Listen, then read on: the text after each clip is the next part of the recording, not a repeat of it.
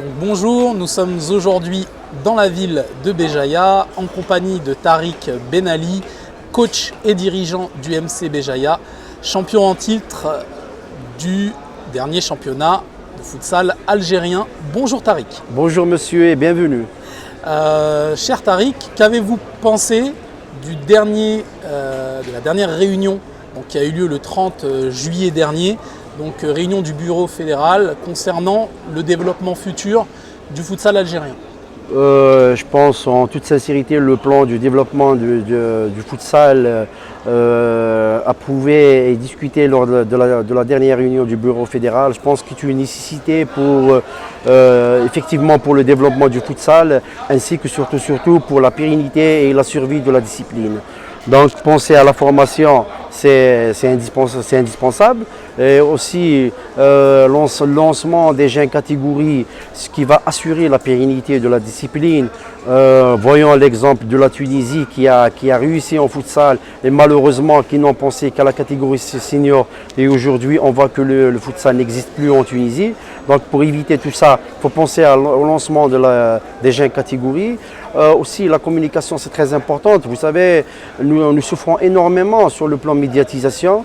Donc ici en Algérie, les médias ne voient que lors des finales et c'est vraiment insuffisant pour développer cette discipline qui a besoin d'être médiatisée fort de bonne manière. Sans oublier aussi le volet qui est très important après la communication, qui est donc on a dit la formation, le lancement des jeunes catégories ainsi que la communication, aussi l'idée de la section futsal et foot à 11, c'est-à-dire que des joueurs que les clubs foot à 11 vont créer des sections futsal, les clubs foot à 11 professionnels vont créer futsal. Je pense que c'est ce qui va se faire, c'est ce qui a été fait même dans les grands clubs, dans les grandes nations futsal en Europe. On a suivi très régulièrement ce développement du futsal algérien. Il y avait notamment un fait qui était attendu, donc c'était la création d'une sélection nationale. Ce projet semble aboutir au final. Donc aujourd'hui même, réunion, stage de présélection de certains joueurs à Sedan. Comment avez-vous accueilli cette liste de joueurs présélectionnés qui a notamment fuité sur les réseaux sociaux? Très bien, d'abord je tiens à souhaiter bon courage et bonne chance à mes collègues M. Nordin Ben Amrouche ainsi que M. Abdou Addani. Je leur souhaite beaucoup de réussite avec la sélection nationale. Concernant les joueurs présélectionnés, personnellement en tant que résident en Algérie, je ne les connais pas et je ne peux pas les juger. Donc je pense que Nordin Ben Amrouche a une idée sur ces joueurs. Donc je ne peux pas les juger, peut-être qu'ils sont excellents, peut-être qu'ils sont là vraiment pour être en équipe nationale. Inch'Allah, ils seront à la hauteur. Juste que je pense que la direction technique nationale, à mon avis, je pense qu'elle a trop tardé à créer cette sélection, vu que le match contre la Libye se jouera au mois d'octobre. J'aurais aimé que ce stage de présélection soit organisé peut-être après la fin du championnat. Donc c'est ça, je pense qu'il y a un retard, je pense qu'ils pourront rattraper ce retard. Concernant les joueurs locaux que j'aime pas le terme local et franco-algérien, je pense qu'ils sont tous des Algériens. Et pour vous, il n'y a pas de débat, c'est ça? Il n'y a pas de débat, il ne faut pas qu'il y ait de débat. Il faut qu'on crée une sélection nationale soudée. Sauf qu'il ne faut pas négliger le joueur qui a le potentiel, il ne faut pas négliger le joueur qui a le talent, il ne faut pas négliger le joueur qui mérite d'être en sélection nationale.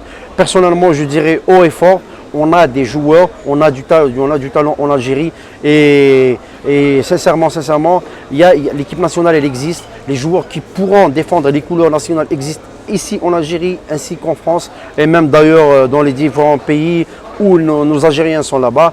On espère qu'après la présélection de Sedan, j'espère que ce sera vraiment une présélection et non pas une sélection confirmée.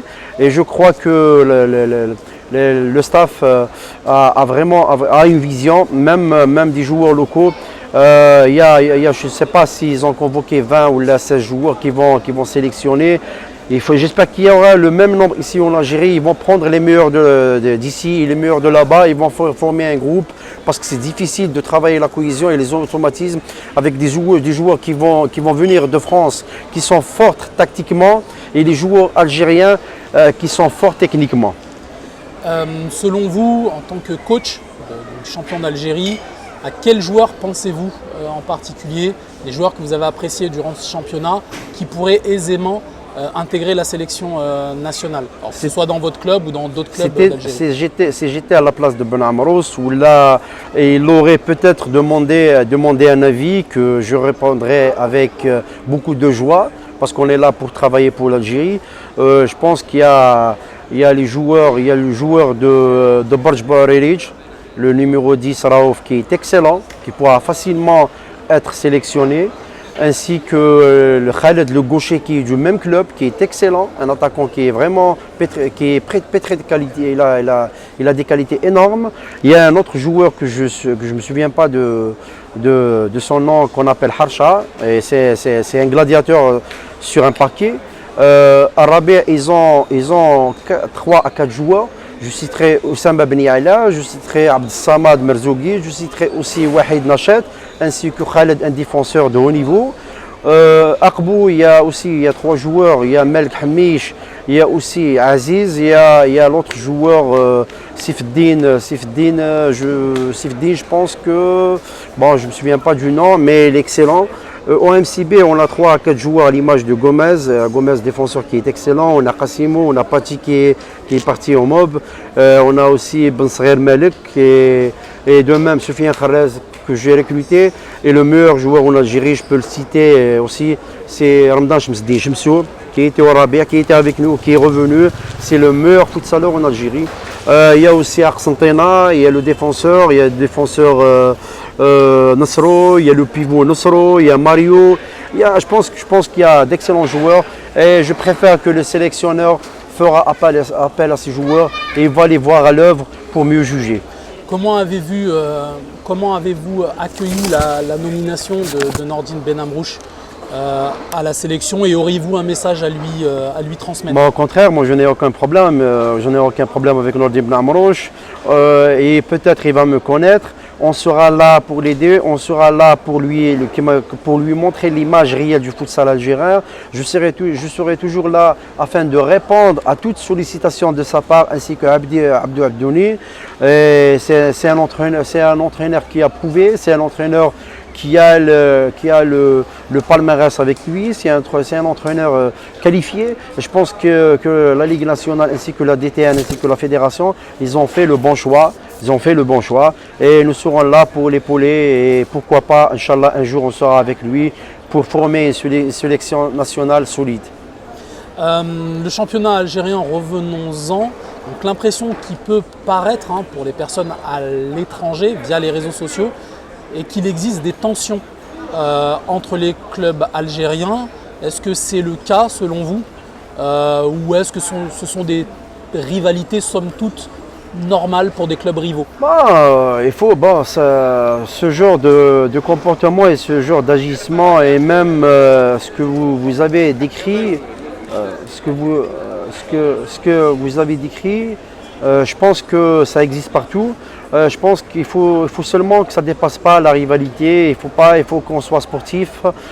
Nous avons choisi un statut en tant que MCB. Nous avons choisi un statut d'être champion, et nous acceptons tout ce qui va suivre, c'est-à-dire cette rivalité, peut-être même cette jalousie, même tout comportement négatif à l'égard de notre club, nous l'acceptons sportivement. Et personnellement, je préfère être champion et avoir des rivales, et avoir cette rivalité, que d'être un club animateur et d'être aimé avec tout le monde et d'être approché à tout temps. Comment voyez-vous le futsal algérien demain et après-demain? Pour demain, je pourrais être optimiste et pessimiste. Court terme et à long terme. Optimiste, si y aura les moyens nécessaires pour les clubs afin d'assurer leur plan d'action.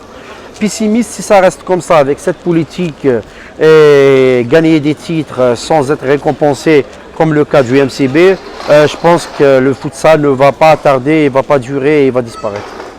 Vos pronostics pour la saison prochaine? Le MCB champion encore? Je pense que personnellement, je n'ai pas d'objectif, mais je dirais plutôt mission. On a une mission à accomplir, c'est de jouer toujours le podium, c'est de jouer toujours et d'être parmi les équipes d'élite. Mais notre objectif dépasse le titre de championnat.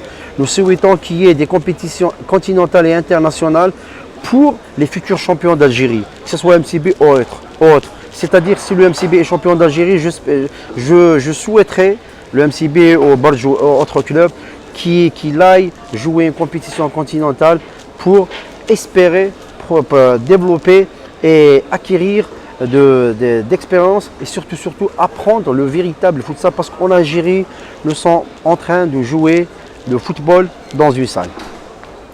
Le mot de la fin, avez-vous un message à passer à vos homologues coachs dans le championnat algérien et également au président? Est-ce que vous avez un message important à véhiculer à vos homologues? Un message pour mes collègues entraîneurs, c'est-à-dire je voudrais leur dire il ne faut pas qu'ils se découragent.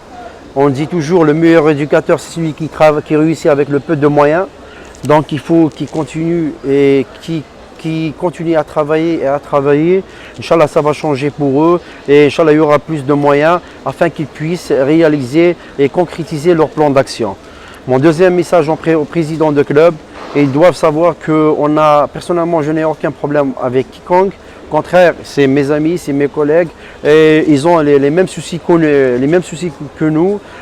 J'espère qu'on va mettre de côté certaines idées négatives qui sont en train, certains présidents, et mettons la main dans la main, et essayons de voir positivement les choses et pensons à futsal qui est primordial, qui est notre objectif principal.